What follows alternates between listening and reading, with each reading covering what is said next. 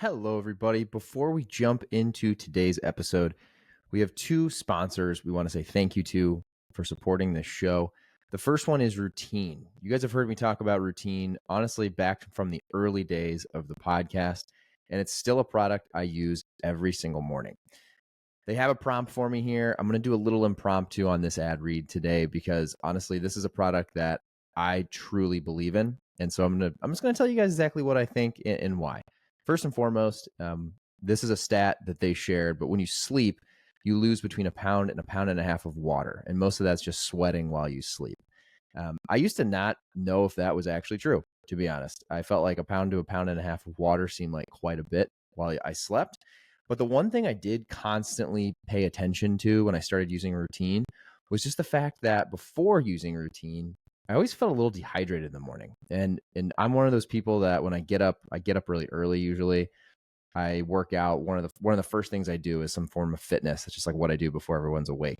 And so it's very easy for me to grab a coffee, pre-workout, an energy drink, something with caffeine in it, and just go. When I am good about using Routine, first, I basically they come in these little single serve packets. They contain half an organic lemon, a tablespoon of apple cider vinegar, Himalayan sea salt, all 6 essential electrolytes, and they have no sugar in them at all. A lot of hydration products are going to have sugar. So one of the things about Routine that I love is that there's no sugar in there. So when I am good about doing this consistently, I will take one of those single serve packets, I'll throw it in my mixer bottle, and whether I also put in a pre-workout or something with caffeine or I just drink that separately, I try to drink that first. And the days I do that, I do genuinely feel hydrated and just have a different form of clarity all morning. A lot of people have tried to make their own homemade versions of Routine, right? You see people they take a shot of the apple cider vinegar, they put a little sea salt, a little lemon in a drink. This is essentially that, but in a product that you can take with you on the go, have it ready for you first thing in the morning. I know me personally, when I'm groggy rolling out of bed, the last thing I want to do is, squeeze a lemon, cut lemons up, go get the apple cider vinegar, find my sea salt. I just rip this packet open, throw it in my water, drink it, and it's good to go. You can try yours today. If you haven't tried it yet and you've been listening to this podcast for years, just try the damn Routine. Give it a shot. You can use code ShaneWhite30 and get 30% off your first order. So you get 30% off by using code ShaneWhite30 and go to yourroutine.com. To make it even easier, I've added the link to yourroutine.com in the show notes. So just click on the show notes for this episode, click on the link to yourroutine.com, and don't forget to use code ShaneWhite30. All right, guys, today's episode is also brought to you by Neuro Roast. Again, I'm going to go a little off script here. Neuro Roast is a product that I also came across during this year of 2023. They are a coffee company that's helping you optimize your brain function and overall well-being. This is another product that, to be honest with you, when I first started working with it, I was a little on the fence. I was like, do I really want to have mushrooms in my coffee? Well, folks, I will tell you, when I use NeuroRoast, one of the things that has stood out to me the most is I'll back up. People that know me know that I have way too much caffeine, typically. One of the things this year I've done a good job of is cutting out alcohol. Not completely, but predominantly, I don't touch a lot of alcohol anymore. What I think I've actually done the other way, though, is add a lot more caffeine. So I do definitely drink too much caffeine. That's something I need to work on next year, is just trying to minimize how much of that. But NeuroRoast is something that has actually helped me because of the way they've formulated their coffee. Like, unlike regular coffee, which is, still something I consume, but NeuroRoast specifically doesn't cause jitters or crashes. Mushroom coffee provides a more balance and sustained energy, allowing you to stay focused and productive throughout the day. So the times I do use NeuroRoast, I'll be honest, I just don't feel that jittery, like, I'm jumping out of my chair or standing here at my desk jumping around feeling.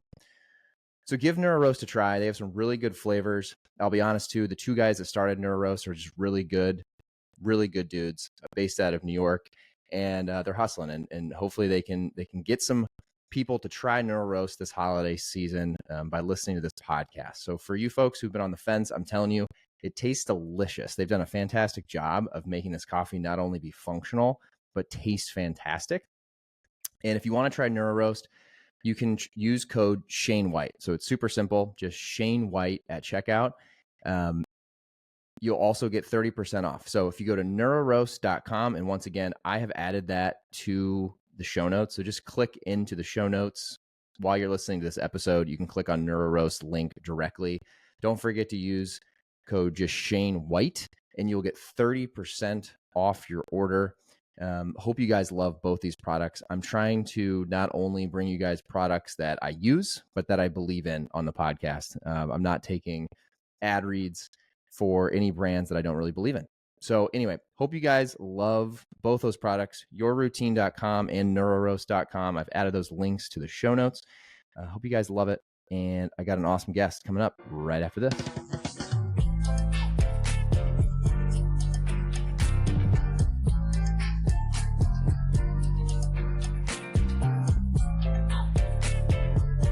Everybody, welcome to another episode of the Shane White Show. I am pumped today to have Shelly Marshall from True Scoops on the show. Shelly, welcome to the show. Hey Shane, happy to be here. Thank you for taking the time. You got to tell everyone who's watching where you are right now, because I think that was cool. You told me that before we hit record. I'm Shelly. I am sitting in Brooklyn, New York right now. I also own an ice cream shop with my husband, and the shop feels like 80 degrees right now. Which is probably not great for ice cream, right? It makes it a little tough. Yeah, I'm sitting between like 5 freezers. Maybe that's the reason why. There you go. That's probably why. Why. Well, that's cool. When I found True Scoops on LinkedIn, I thought it was just a really, really cool product. So for everyone who's listening who doesn't know who you are, Shelly, or doesn't know what True Scoops is, would you mind giving everyone just a quick intro to you and the brand? Yeah, True Scoops. Think about if Betty Crocker and Ben and Jerry's had a love child, it would be True Scoops. We are a shelf-stable powdered ice cream mix that makes ice cream really easy without the need of an ice cream maker. And so it's a powdered mix, dry, comes in vanilla, chocolate, and strawberry. You add 1 cup of half and half to a bowl with the mix. Think about if you're baking up a batch of brownies. You mix for 5 minutes on high speed, pour it back into the pint, and freeze. That's literally it. Oh, wow. Okay. I mean, it's interesting, Shelly, and I know I mentioned this to you when I reached out on LinkedIn. It's funny. I've worked with an ice cream brand before, and the one thing that, I knew this when we got into it, but trying to ship, we were working on Amazon with them, and it was tough. It was so expensive to do. It's cost prohibitive. It weighs too much. It requires overnight shipping. It requires enough dries to get across the country, and the price of doing that, it's too much.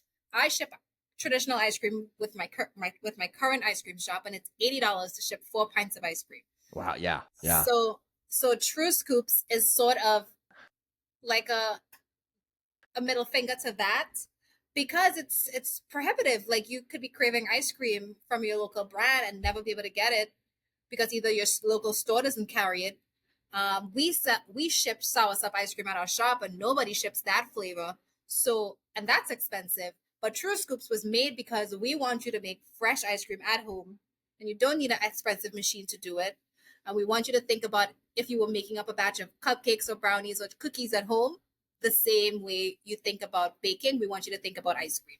Wild, it's interesting for you too, because you have a shop. So you actually are selling regular ice cream. So where did this idea even come from? The fact that I'm an ice cream maker by trade, and during the pandemic, I was like making ice cream for the kids because the shop had been closed down for COVID, and the kids was like, I want ice cream, just like a 6 and 7-year-old would. And I'm like, well, let's make a batch. I'm an ice cream maker by trade, and I didn't realize how ridiculous it is to make custom custard-based ice cream at home. You have to cook milk, cream, sugar. You have to temper eggs.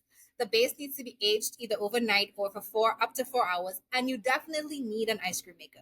We're talking about 7 hours from start to finish. The kids were done. They didn't want to have anything to do with it. I literally had to go by the corner and get a pint from the bodega that happened to be open because we're in New York. But I was just thinking, I was like, oh my God, this is like 2020. There's like no like Betty Crocker style, Duncan Hines type product for ice cream. How is that possible? And I was looking online and I saw 1 or 2 brands. But if you look at the ingredients, it was literally powdered sugar and cocoa powder. I was like, well, that's not ice cream. So I took a pint of Haagen-Dazs, the same pint I bought for the kids. I was like, what's in the back of this pint? This. I was like, can I get the powdered version of this, and this? And I put it all together. It took about 7 or 8 months before I got the formula down right. And my business partner and I, we both met at ice cream school up at Penn State. She was like, "What are you working on?" I'm like, "I'm working on a powdered mix." She's like, "Nobody makes ice cream at home." I was like, "Exactly, because the process is too ridiculous." She's like, "Yeah, you have a point." And so she kind of helped me bring the mix to a point where we could have brought it to market, and that's how True Scoops was born. Wow. And to hold on, in that story, Shelly, one of the things that stood out to me that was crazy. Penn State has an ice cream school. They sure do. They have an ice. I was like, I feel like they need to pay us at this point. They have an ice cream school that they have every January of every single year. And if you are serious about ice cream, like the Ben and Jerry's and the Jennies of the world, that's where all of us go to learn about the science behind ice cream. It's 1 week Whoa. of literal ice cream from start to finish, like from the cow to the cone. Whoa. Oh, that's really cool. I didn't know that. I used to live Yeah. I lived in Pennsylvania as a kid. And so when you said Penn State, I started perking up, and then ice cream school. I'm like, that's wild. Yeah. Okay. So it's weird.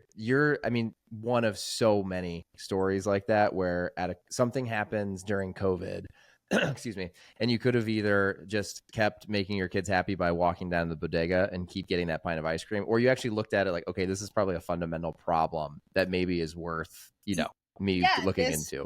In my head, I was like, well, there's probably a reason why like no one on TikTok, because like all of a sudden on TikTok, everyone was like a chef, people making sourdough and like cookies and like brownies, like the works. But how many people were making fresh ice cream? It's like probably 1 in 10 or 1 in 15. I was like, that's why nobody wants to be bothered.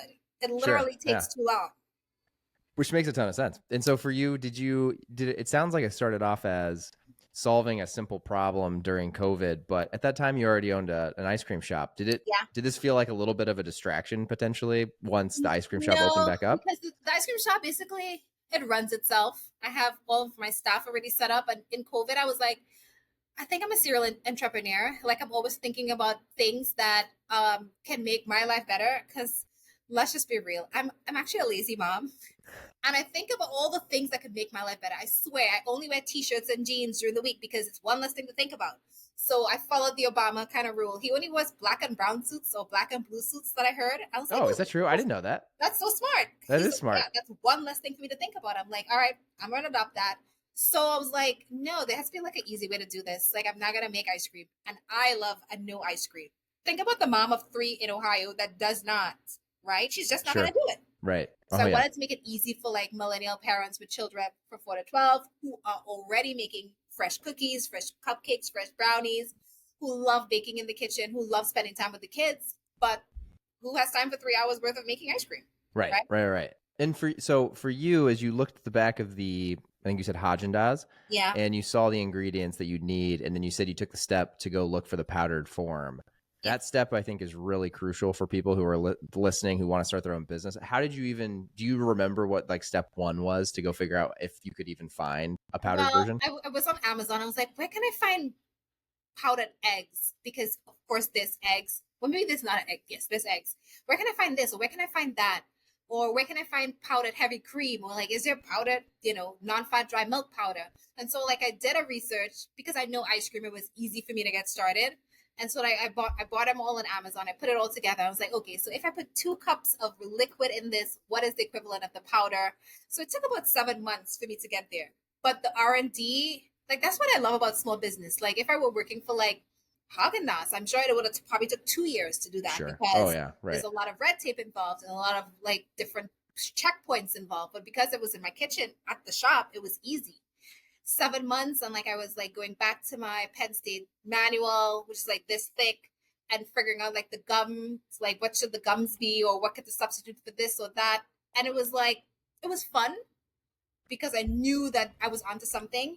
And then once I took it to the next level and came up with the packaging and the branding, it was all like a really synchronized kind of process. But to start, it was just me thinking about, all right, I just got to get the powdered form of the liquid and then figure out the different proportions from there. And if again, I'm going to dumb this down. It sounds like you were very, which is obvious, focused on the product to get started. How did you already have an ice cream shop, so you must have some experience in this, but for creating a CPG brand, it's a little bit different, like creating a logo and packaging and getting UPCs and all that kind of fun stuff. How did you go about figuring out how to do all of that? Well, one, I had already a lot of vendors from my current shop, but two, I reached out to like startup CPG. There's a Slack called startup CPG, and I was already in the Slack. I was like, guys, where do I find? Does anyone have a Chinese, vendor for cups? Or because I don't want to pay 65 cents per cup. I found one that was 19 cents, so that was good. A lot of CPG groups. Like I feel people are so.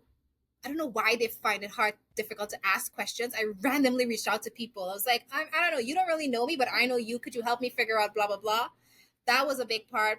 Like the legal aspect of it was huge. Finding a co-packer, that was like a whole different ball game. To find someone to be able to mix the different things together, because like an ice cream mix doesn't really exist, right? So they was like, what do you want? What, you know what I'm saying? It took a while for people to wrap their heads around it. And I feel like me asking questions and really putting my brand out there, I was like, yeah, I'm trying to do this. Can you help me with that? And that's how I figured it out. Wow, good for you. So it's just asking the right questions, doing Asking the the right work. questions to the right people and being part of it's important to be part of like CPG groups that work with brands that are all starting up, because we all know what the problems are, right? Information is the number one.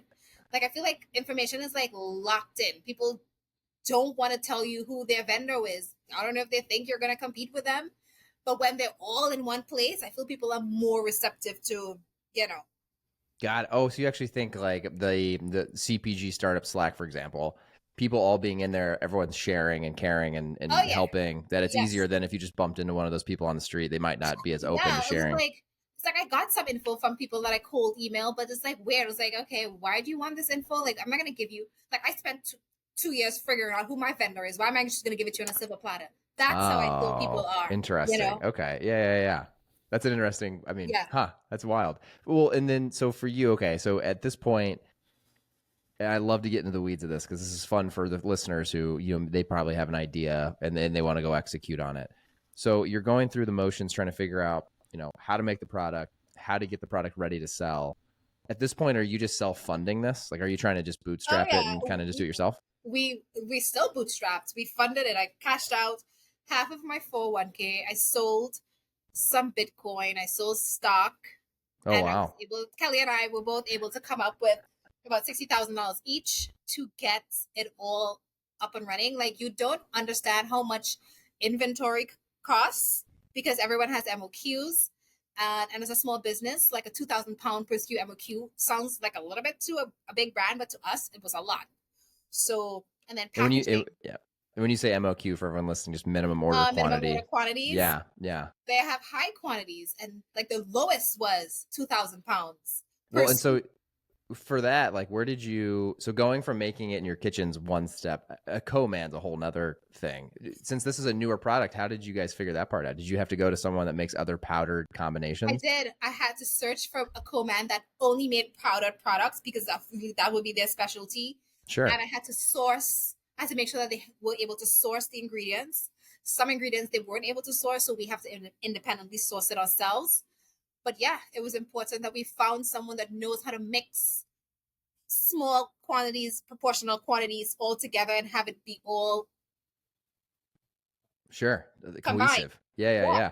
Did you feel like having an ice cream shop at this point, when you got to that stage, was that kind of an advantage for you? Because I feel like obviously they're very different businesses, but there's probably some crisscross and some similarities to a degree. They're different businesses, and it's also a different customer. Like the woman, someone that walks into my shop probably isn't interested in making her own ice cream.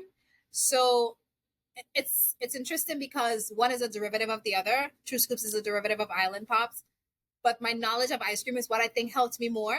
Like, because I know the industry, I know the space, I know who the customer is, and having to like now think through who the customer will be for True Scoops, I kind of like copy pasted the customer that I think would be for a baking mix. Like, who are the brownie moms? Who are the baking moms of the world? And go after those because I know they're already in the kitchen with the kids, right? So yeah, it's a slightly different customer and slightly different approach and entrance into market, but it's the same product and the same industry in a way. Sure. And so the self-funding piece, I think that's an interesting point for people listening as well. Did you guys kick around the idea at all of raising capital, or from the beginning were you like, no, we're going to bootstrap this, we're going to do what we can to fund this ourselves? Well, we wanted to bootstrap, one, because we didn't have product market fit, right? And I feel that's important before you go out to ask someone for funds. we wanted to raise a family and friends, but we weren't able to, and I kind of held off on that because I felt, yes, I know ice cream, but this is like a new industry and a new space, and I wanted to Right. be careful about that. I'd rather lose my own money than lose my brother's money that I have to have Thanksgiving dinner with, or have a Sure. go vacation with. So we haven't raised. We are in the process of trying to raise with angel investors because we're at a point where I know we can't continue to grow as much as we want to without it. So yes, we're in that point where we're doing it, trying to do an angel round right now. Got it. Yeah, yeah, it's interesting. I think depending on where you go and how fast you go, it does seem like in CPG nowadays, it's just becoming more and more.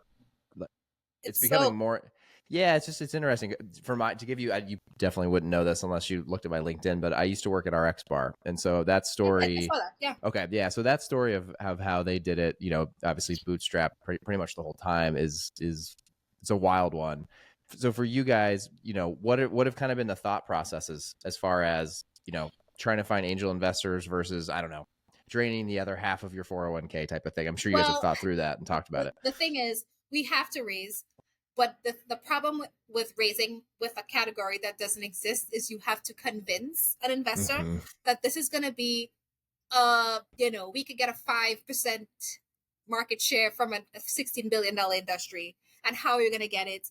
And while I know that's the path for us, it's hard to convey this to an investor that's never heard of an ice cream mix. They don't know anything about it. They know ice cream and Haagen-Dazs, and that's a benchmark that we kind of don't have. We're actually creating our own benchmark, so it's a lot tougher to engage and convince someone to hand over money when we're creating this new category. In fact, it's the Sure. hardest part of it. It's like the Yeah, yeah. of a new category. Yeah, well, it's interesting. As you were saying that in my head, I'm thinking like I'm in Chicago, like I told you, and if I just go to my conventional grocery store down the street, it's called Jewel. And if like tonight, I'm like, I want to go get ice cream, and we go to Jewel, I'm only going to go down the freezer aisle today. Because So you're is not that looking for ice cream anywhere else. exactly? So how have you guys? How I'm sure that's probably a question you get a lot, right? So that's why we're not in retail, because we know that the likes of you and your wife or your girlfriend is not going to go down the baking aisle or up at the register to looking for ice cream. So what we have to do is create this brand outside of the freezer, right? Because Hmm. we say we're the first brand that takes ice cream out of the freezer and into the aisle or into the pantry. And that might sound sweet and great, but what does that mean for someone who doesn't know that ice cream could be found outside? So now we're spending Sure. all this time like online, on TikTok, on Instagram, like really driving force that this is a revolution. Because you could think about keto and vegan and sugar free. They're all revolutionary, but they still sit in the freezer, right? Right. Ours Yeah. is revolutionary, but we've taken it out of the freezer and into the pantry. But people don't know that yet. Not enough people know it yet. But in order for a lot of people to know that, we have to pump up the gas with marketing. In order to do Right. that, we need more money, right? So it's like a chicken and egg kind of thing. We Yeah. can't do this until we get to that.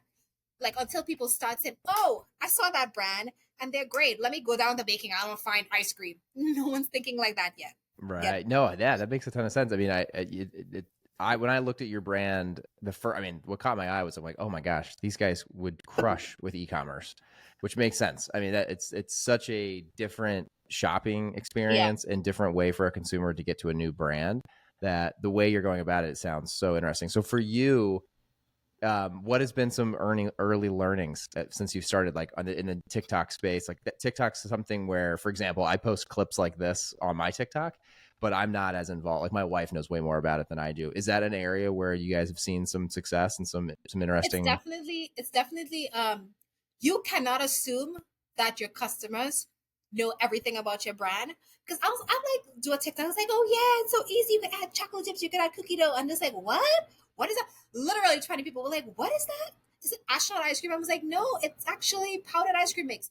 But I thought I conveyed that to them. It's like you have to, which is okay, but this is what I've learned. You have to spoon feed customers and be delicate about what you think people know. Sure, I Because bet. what people see like a 20-second clip on TikTok, they probably only watch 10 seconds of it, right? Right, And right. people's attention spans are not the way it used to be. That's not my grandma's attention span. So people like zooming by. And my learning experience is like, I'm not doing enough grab people's attention to my innovative brand that I know is genius, right? So that was the learning. It's like, okay, what is the hook going to be? What is the CTA? What are we asking people to do? You know what I mean? So it was like a dog and pony kind of thing with social for a while. But Because it we're makes not sense. selling granola, right? People are not going to see, oh, she's making granola. I love it. It's like, what is that powder? Are you making brownies? Are you making like strawberry cake? Yeah, People look exactly. all Yeah, yeah, types of yeah, yeah, things. yeah. Yeah. Yeah. Yeah. I know the thing that pops in my head is almost having like a reverse type marketing video where you see the end product and you're enjoying ice cream and then it like rewinds to how it started would be so cool. Because to me, that's like the key thing that clicked in my head when I saw you guys on LinkedIn. I was like, oh, like working with an ice cream brand, I obviously know the challenges. So my brain went to like operations and your economics and like, oh, that's probably such a great like a Yeah. play for ecom. It's And better. then It's better for yeah, ecom. yeah, yeah, And the margins are better because we don't have to deal with all the things that traditional ice cream puts you through, right? yeah. Like the 100%. storage and the shipping and the like getting a pallet of ice cream across the country on a truck is like a nightmare. I And so expensive. Again, I'll go so back to expensive, expensive just because I've seen it. But yeah, you and know? you're fighting for it's wild. I don't know if you would know this better than me. The shelf space, at least in the retailers by me in Chicago, Forget it. well, it's weird. They've like blown up, and I was like, I don't know if that was something out of COVID where there's just more ice cream brands. But my ice cream aisle, what I felt like used to be like a subset of the frozen aisle, is now like an entire side at my Jewel, my local one. They I, definitely have, and some of them it's like it's hard to keep the margins yeah, I in bet. traditional ice cream. Like we couldn't continue to do it with my shop because we were in a few stores in New York, but it's just with distributor fees and chargebacks, it was just not sustainable for us. So we kind of went out of the business, and I'm like putting most of my energy into the powdered mix. Yeah, that makes sense. Yeah, yeah, it's wild. So the do you guys also sell the powdered mix at your ice cream shop? Yeah, we're going to. We're actually Cool. moving the shop down the block, and we have more space, so it's gonna be there. Yeah. Oh, very cool. Very nice. For everyone listening, if anyone's in New York or Brooklyn, where is the ice cream shop? And what's it It's called? gonna the new it's Island Pops and it's gonna be at 670 Nostrand Avenue. Awesome. That's cool. Yeah. I'll add that in the show notes just to make sure that Yeah. people who are listening can find that. That's really cool. Okay, so you're basically an eco. Are you in any retail with True Scoops yet? In True Scoops, we're on a bunch of independents. We're at Wool Market, we're at Central Market, and a few independents, but we're purposely not pushing the pedal to the metal because of the reasons that we spoke about. So Yeah. right now we're at Etsy. All of our gift boxes are doing so well on Etsy, or DIY kits. We're on Amazon, of course. We're on our website. We're on Walmart.com. And Oh, nice. we're sticking to those locations for now until we can drive enough eyes when we get into store. Yeah. Got it. Okay. No, that makes a ton of sense. It's very smart and very well thought out. Yeah.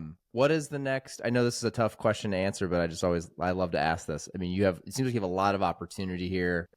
You're thinking about raising capital, but you obviously have a really good product. What do you think what does the rest of 2024 look like for True Scoops? Like, what do you hope if we had this conversation, at the end of the year, early next year, what are you hoping like, where is True Scoops? What are you telling me? We want to do, we're working, it won't be ready by the end of 2024, but we're working on hopefully what will be a vegan mix.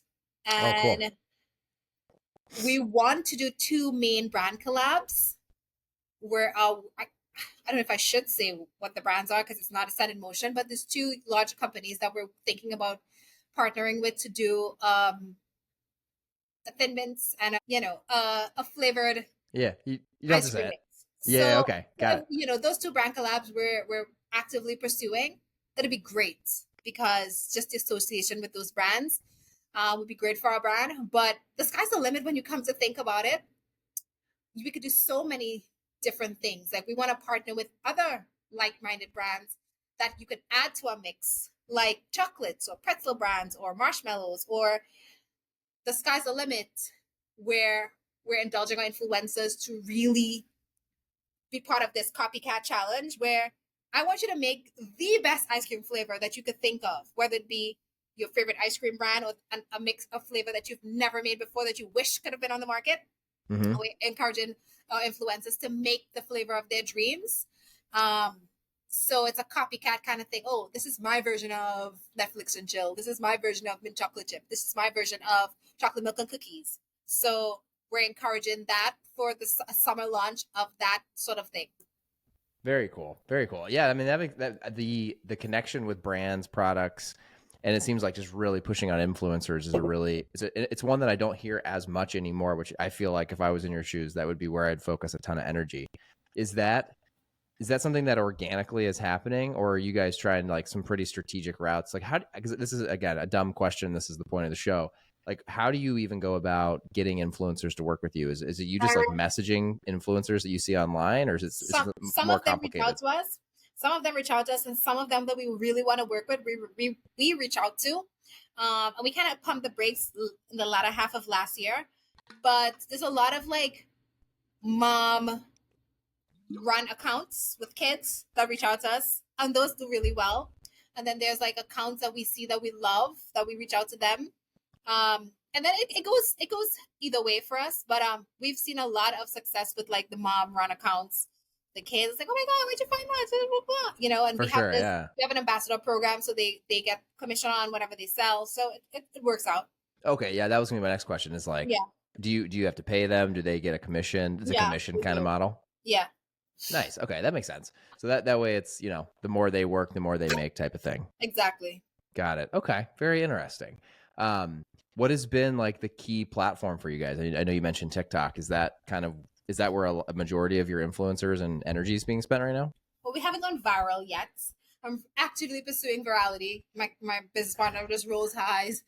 But no, it's been TikTok. It's been because you have a higher chance of getting in front of like 1,000 more eyes, or like 1,000,000 more eyes on TikTok. Instagram has been a little bit quiet, but we see a lot of potential on TikTok if it doesn't get banned.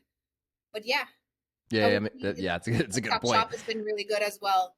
But Oh, yeah, are you using TikTok? I was gonna say I don't know a lot of brands that are like I know a lot of brands that are figuring it out right now. Are you using TikTok yeah, Shop itself? yeah. The TikTok Shop reached out to us, and we were like one of the early brands that kind of went on there. But yeah, Oh, very cool. Do you yeah. have inventory at one of their fulfillment centers? No, it's all drop ship. No.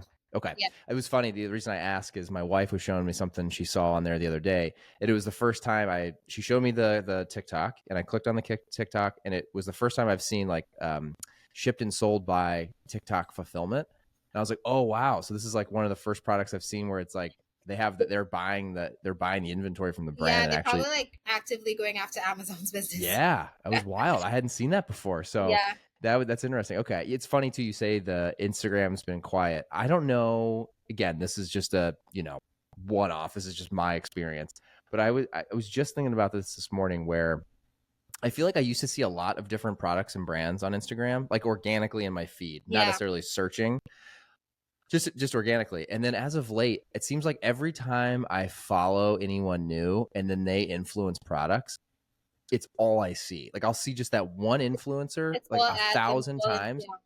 And it almost is like overkill to the point where you're like, I'm just going to unfollow this person. This is kind of annoying. Like, why am I seeing this one product 500 times? Yeah. It's all ads, which is good, right? If you like ads, for sure. um, It's good for brands too. I mean, yeah.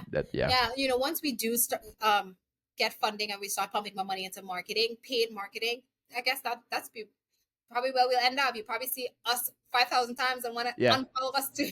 For sure. No, and it's fine if it's funny. It's like sometimes it's like overkill. It's only Instagram though. Like I wouldn't say that about other platforms. I just see that on Instagram specifically. Yeah. Very interesting. And are you guys doing the other things like email, SMS? Are you kind of like hitting? Email, Yeah. We have an email campaign, SMS campaigns. We have a community that we're trying to build online. It's called the Scoop Squad. I laugh at it all the time. Oh, I like that. But it's called the Scoop Squad, and it's really basically for anyone who. So it's like a baking club, but for ice cream. Okay, right? Got it. Yeah. And then, is that on what platform is that on? It's a Facebook group. Yeah. Okay, got it. You know what's funny? Facebook's the only platform where, obviously a ton of people use it. I've just like slowly but surely stopped using it. A lot of people have, and I don't know. But I realize that people still use it for the groups. I'm part of like 10 groups, and I go in and I was like, "Oh, I didn't know that." It's funny. I'm I'm writing it down because I actually was curious. It's funny. I got a new phone recently, and it's one of those things where I just didn't log into that because I don't open it anymore. And I feel like that's what happens. You just like Yeah, eventually some of these yeah, platforms, whether it's a yeah. new phone or whatever. We literally just started the group, so we're trying to get it off the ground. Because we see it as a way because community is like so pivotal to the success of brands, especially small brands. And I feel like this is one group that I'm a part of, and we all crochet. Like they were on Shark Cool. Tank. The company was on Shark Tank, but the group that they've started, we all crochet. And I'm like, oh my God, I love how they foster creativity. People buy their yarn. They're the first people that they think of when we want to buy our yarn, when we have questions. So we trust them. They don't sell to us. It's not like an ad every time we go on the group. So it's a safe place for us as crocheters. And I want to create the same thing for ice cream makers with our group. Oh, So that's hopefully really, when it really works. cool. Yeah. That's a great way to do it too. I always feel like if you have a community type setting where it doesn't feel like you're getting sold, but then if it becomes a very safe, well known place, and they know you do sell something, it's just They organic. trust Like you. they're like, yeah, I'll go with them. Yeah, That's the brand I want to work with. exactly. Very cool. This is such an interesting product, Shelly. Are you getting? I'm always curious when a brand innovates like you did. Have you guys gotten any phone calls, questions yet, even though it's very early from like any of the big ice cream companies? I feel like that would be so obvious. Like, have they We not? haven't, but a few of them have ordered from us. And I'm like, okay, sir, what you need, what you want with us? They're like, no, we're just looking. It's innovative. I was like, all right. Let me know if you have any questions Oh, that's or really not. because it came from like an email at one of these Yeah, it's like, companies. oh, I see you, Bradley. What do you need? Oh, But that's hilarious. we do see them, ordering from us because we see the interest. Um, but yeah, Yeah, it just makes sense. It would make sense to me that, well, again, my experience at RX Bar is like a lot of those big companies, instead of them spending time and energy internally to innovate, they look externally to innovate. And this is so obvious to me of such a great innovation. yeah, we would trust me. If you say it out loud, let them, Yeah, 100%. Right. Yeah, right? yeah. Well, it's funny. This podcast too, you never know. Like I've had a few stories of people who came on here and they really wanted to get into a retail location, and then a retailer from that location listened for some reason and Oh, they got nice. a meeting. So you never know. You never know. Yeah, nice. Very, very cool. Are you, is True Scoops going to hopefully, I mean, I know it's you and Kelly. Do you guys plan on growing the team? Like what's the rest of the year look like? How do you guys feel like you need more people to keep going? Well, that all depends on how we fundraise. But yes, Sure. we need someone to help us. We need a sales and marketing Mm-hmm. because I do that, but I think I need someone that really, really knows retail once we do get in there, 2025, 2026.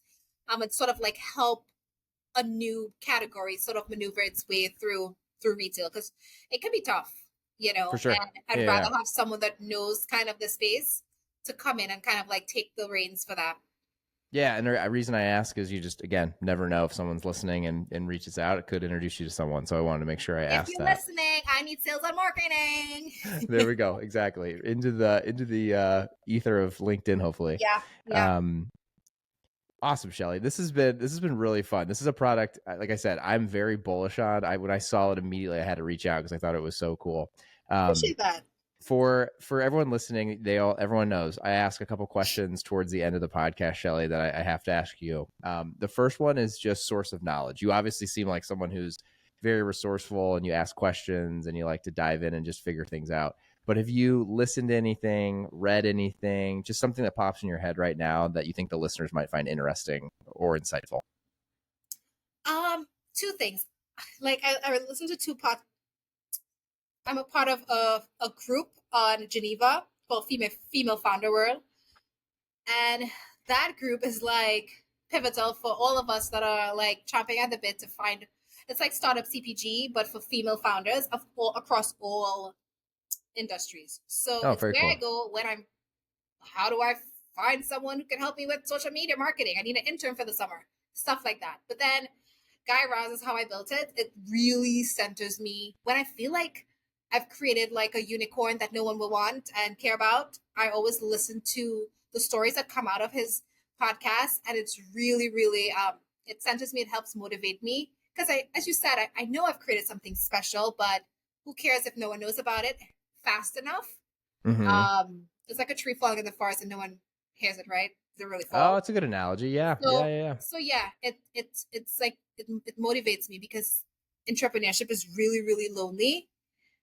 People don't really get how lonely it is until you're in it, and especially when none of your friends are entrepreneurs, no one Mm-hmm. understands.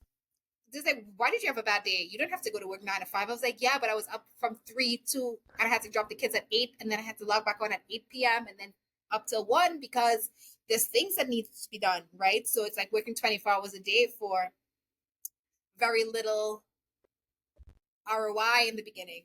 So Yeah, yeah. yeah, It's funny you say that, Shelly. I always think explaining entrepreneurship is so hard to people who are not entrepreneurs because I do think like you hear it's hard work, quote unquote. You hear like the success stories or the failures, but I think it's that right there. It's just the day in and day out of there's no 9 to 5. It's just like it's basically I always say it's like a binary. Is shit getting done or is it not getting done? And is the ball moving forward or backwards every day? It's like that constant feeling in my head for my business is just like, yeah, are we progressing or going the other yeah, way? And we always want to be progressing. So there's always got to be more shit that's got to get done.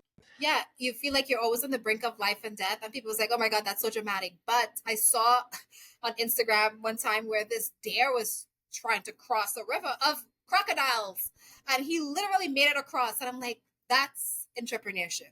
That's That's how I feel every single day because I was scared for him. I was like, "Guy, I thought you were gonna like, I thought you were gone in the middle of yeah, that river, right?" yeah, yeah, They yeah. were, they were like coming after poor guy, and he made it to the other end. That's how I feel every single day. That's a great you need to put that clip on TikTok. That'll go viral and have the deer when it gets across it found a true scoop. Be like this see I'm giving you all these TikTok ideas Right? today. This You is sure great. do. You need another job? I'll hire you right Yeah, now. I was gonna say maybe we can start making TikToks together. I love it. Together. But it's how I feel. It's like I'm always on the brink of life with debt. Can I pay the rent? Can I pay the warehouse fees? Can I pay my co-packers? You know what I mean? So, 100%. Yeah, and I together love great. it. Like Yeah, it's a yeah, combination of all of it all the time. yeah. I was talking to a colleague and she was like, "Oh," I was like, "Congrats, you raised 2.6 million." She's like, "Yeah, Shelly, but it's all gone and I need to raise again." I was like, "But you raised 2.6." She's like, "Yeah, but I literally have nothing left because it's gone." That's how it's like, you know, Yeah, I'm it's reading I her mean, articles like XYZ raises 2.6. I was like, "Oh my God, that's so great. I wish that was us." She's like, "Yeah, but it took 2 years to raise that. And we have to raise again." So you're right. mhm. It's like peaks and troughs, but the troughs are like so deep and the peaks Yeah. take forever. Yeah, the fundraising thing is such a wild game. My background has always been finance related. I've worked at a lot of different places and seen a lot of different things, but it's all finance type of thing. And I do think this is totally off topic, but I think it's interesting to say to you is it seems like there's an opportunity somewhere where there's so many young brands that under fundraise, but then on the flip side, over fundraising on a pipe dream won't happen. So right, like there's this dichotomy of if you under fundraise and you have to re-fundraise a second time too quick, that's not a great story. And then it's impossible to fundraise to a higher multiple than what you've really proven so far. I don't know. I've always thought of that as I've heard so many versions of what you just said that I'm like, it seems like that's a business in itself to figure out how do you help people. I don't know. How do you marry the two where Get it's the just right like, amount that they need. Like, yeah, yeah, you want an 18 to 24 month runway, but then something happens and it becomes a 12-month runway because something exploded. It's so unpredictable. And it's it's like you're literally a fighting for gamble. your life every single day. Right. 100%. Yeah. No, Shelly, I have empathy for you. You're in a wild place. Is Yeah, the next question that I got to ask is, obviously you're running True Scoops. You also have your own ice cream shop. You're a wife, you're a mom, you have a lot of different things you're doing all the time. What tools do you put around yourself, Shelly, to hit goals, to map out where you're going, and ultimately just to get shit done on a daily basis? Are you an apps person? Are you a pen and paper yeah. person? Just what I do you like use? I heavily use Monday.com because it kind of like keeps me grounded. But I'm a stickler. I have Monday.com. I have a to-do list app in my phone, and I have Okay. a notebook because sometimes I could write whatever I want in my notebook, whatever I want on my app, and in Monday.com, I'll never get it done. But if I see it in my notebook, I pick the top 3 things and I put it in the notebook. I was like, if the world ended tomorrow, I better have gotten those 3 things done because they can't roll over to the next day. It doesn't matter if I have 20 things in Monday.com. I'll pick the 3 things. I'll put it in my phone and I'll put it there because that's a successful day to me. Mm-hmm. If I try to do 5 or 6 or even 7 things, I will never get any of them done because I'm like, my brain doesn't work like that. It has to pick the top 3. Either I'm going to have a meeting with XYZ. I'm going to have this podcast done. I'm going to reach out to 5 candy stores, which we're pursuing this summer, candy stores. Oh, very good. Once I do that, I know, okay, Tuesday's done. What's going to happen for tomorrow? Or maybe I'll do one more thing tonight. But the 3 things need to be done. Otherwise, the day was a wash for me. I love that. I mean, it sounds like you have a great process. I talk about this, I feel like, on every podcast. I have this thing called, that's what I was writing in. It's called a full focus planner. It's essentially the same thing, but I like write my goals each quarter at the beginning.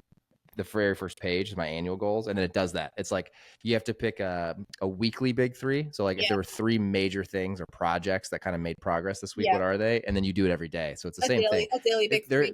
There's something weird about like the number 3, because I've also tried 1 and I've tried 5 and neither work. It's like 1 is like, there's just not, it's not possible for me to just narrow down to 1. And then 5 is too many. And it's funny. Like there's other things that get done, but I'm such a big proponent of that too. This is like having 3 things that define your day of this successful day. I love that. Even if I'm finishing in the last one in the car while the kids are in the playground, because I give them a couple extra an hour or so after school in the playground, I've finished the last one and I could check it off. I was like, all right, today's done. Right. And you need that. I mean, I do think all these things, especially running a business, building a business, starting anything, it's not what's the phrase that I look at this every Monday. Funny enough, I have this in my phone. It pops up. It says, be consistently good, not occasionally great. Yeah. And I think that goes to shit like the big 3. That's my representation of that, because it's just brick by brick. It's like doing something long enough. Pretty good usually is what businesses are built on. And I feel like a lot of people like try to be perfect way too much. It's like just start somewhere. Like, because my father always used to say this, like there's a lot of people that is not as smart as you doing more than you because you're sitting around planning so much. I used to plan. I was like, oh my God, my book, what am I going to do this? She's like, do you know like XYZ did that and is already like down the block with it while you're still on the couch with it? And I always thought about that. I was like, I'm just going to start and I'm going to edit along the way. Like I'll just fix it. Right. And I think as humans, it's just a hard thing for a lot of people to wrap their head around, is just the first step. But it's like running, right? When you start running, you don't go from 0 to sprinting. Usually it's like, you just got to take the first couple steps, put your shoes on, take a couple steps, start jogging, and you start picking up speed. It's like, that's how entrepreneurship is too. I love it. The reason why Nike says just do it, they're right. Exactly. Right. I know, right? We all just need that like tattooed on our wrist, probably next to your watch. So Shelly, the last question and the most important is just for everyone listening today that obviously after listening to this, they want to try True Scoops. What's the best place to get it? And then how can they follow True Scoops online and yourself and just get involved and follow the brand? Yeah. Easiest way to get it. If you want to get it tomorrow, find us on Amazon. If you want the lovely, sweet gift box away from Kelly, go on www.maketruescoops.com. We have a nice note in there. We say we love you. Thank you for being a friend, blah, blah, blah, all that good stuff. We are also on walmart.com. And then we're on Etsy. If you want our lovely DIY gifts, etsy.com. Just look for our name. And then, what was the other question? Oh, just how people can follow you and follow the brand. So like any handles you want to share. Instagram, Make True Scoops. That is the same as TikTok. I'm losing my train of thought. TikTok and and Instagram, Make True Scoops, and we're there. You could follow us. We have lots of recipes. We have lovely, funny faces every single day. We try to change it up, but we'd love you to follow our Scoop Squad. It's just getting off the ground, but we promise it'll be better as more of you join. It's a lovely place to know about ice cream and sort of like fellowship with all of us. Yeah. I love it. Awesome. Well, thank you, Shelly. I'll add all those to the show notes. Everyone can find all of that and try the brand, try the product. Thank you for taking the time. This was really cool. I'm really glad we got to finally meet. Thank you. I definitely gonna go try some True Scoops. So thank you. Absolutely.